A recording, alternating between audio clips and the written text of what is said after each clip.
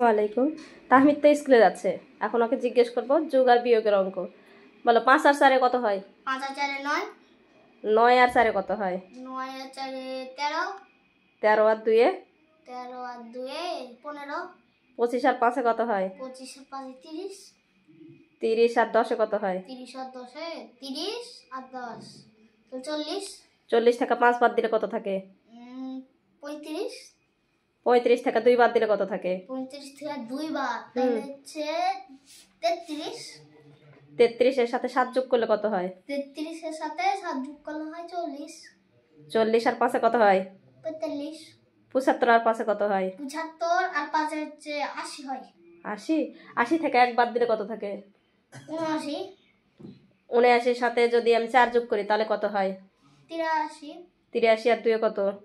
85, 99 এর সাথে 1 যোগ করলে কত হয়? 99 এর সাথে 1 যোগ করলে কত হয়? 100। Thank you.